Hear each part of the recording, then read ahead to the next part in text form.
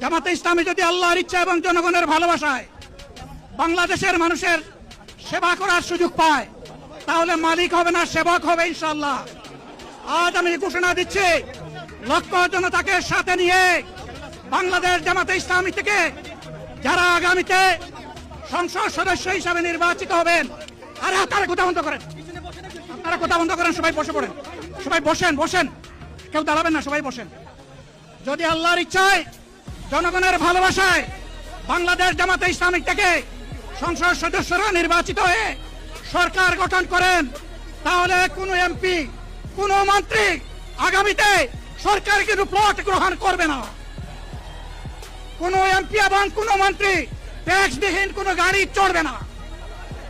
কোন এমপি এবং কোন মন্ত্রী তার নিজের হাতে কোনো টাকা চালাচালি করবে না।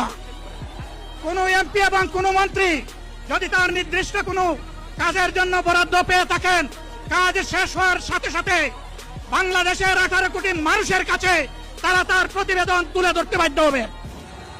সম্মানিত বন্ধুগণ, চাঁদা আমরা নিব না, দুর্নীতি আমরা করব না।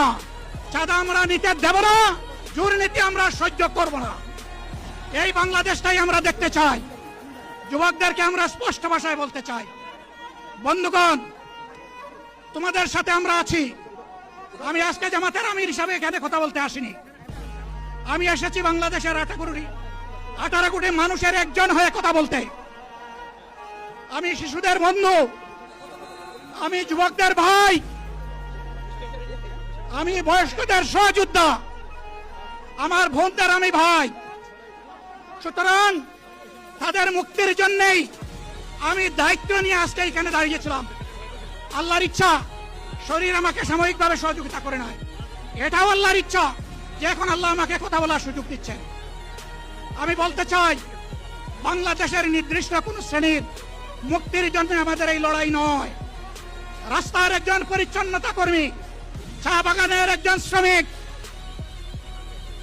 রক্ত পানি করে ঘাম জড়ানো আমার একজন রিক্সা চালক ভাই, মাঠে ময়দানে বাংলাদেশের মানুষের মুখে যারা এক মুঠো ভাত তুলে দিতে চায়, আমার সেই কৃষক বন্ধুকে, আমি তাদের হয়ে আজকে এখানে কথা বলতে এসেছি। আমি কোন অভিজাত শ্রেণীর হয়ে এখানে কথা বলতে আসিনি। আল্লাহ তাআলার অশেষ মেহেরবানি, আজীবন সকল রক্ত চক্ষুকে উপেক্ষা করেছি, জেল জুলুমের পরোয়া করি নাই। আমার আফসোস, 24 সালে জাতিকে মুক্তি দিতে গিয়ে যারা জীবন দিয়ে শহীদ হলো, আমি তাদের একজন হতে পারলাম না।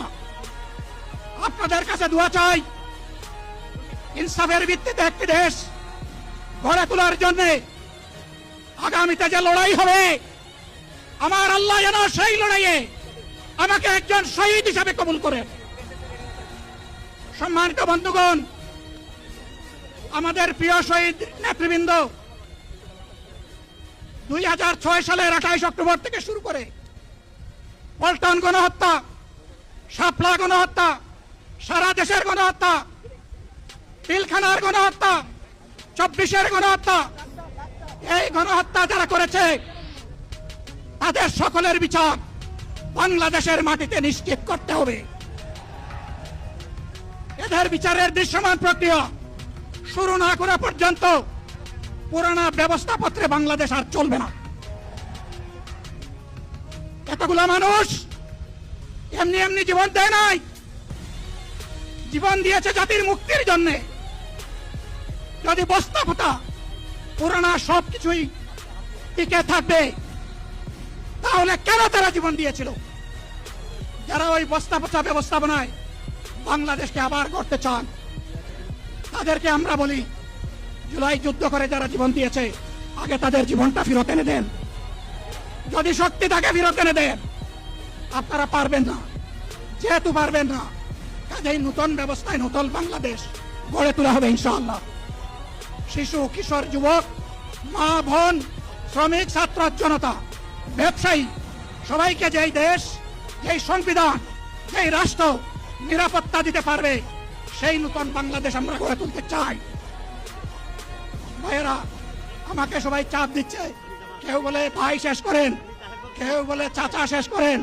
আমি তাদেরকে নিশ্চয়তা দিয়ে বলছি, আমার মৌত আমার আল্লাহ নির্ধারিত সময় থেকে 1 সেকেন্ড আগে হবে না, এবং হায়াত যা দিয়েছেন তার 1 সেকেন্ড আগেও আমি যাব না।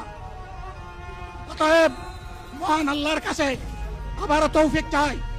আপনাদের কাছে যে কষ্ট হয়েছে আপনারা, আমি তো এখানে শান্তিতে বসাছিলাম আর চতুর্দিকে শুধু দৃষ্টি বুলাচ্ছিলাম। কি কষ্ট হচ্ছে আমার ভাইদের, ভাইরা, এই কষ্ট আল্লাহর জন্য। এই কষ্ট কার জন্য? ইনশাআল্লাহ আল্লাহ তাআলা আপনাদেরকে তার উপযুক্ত যা দুনিয়ায় দিবেন, আখিরাতে দিবেন। আপনাদের এই ত্যাগের বিনিময়ে নতুন বাংলাদেশ আমরা পেয়ে যাব। আসুন সেই নতুন বাংলাদেশের জন্য একবার স্লোগান দিয়ে শেষ করি। নারায়ে তাকবীর। আসসালামু আলাইকুম ওয়া রাহমাতুল্লাহ।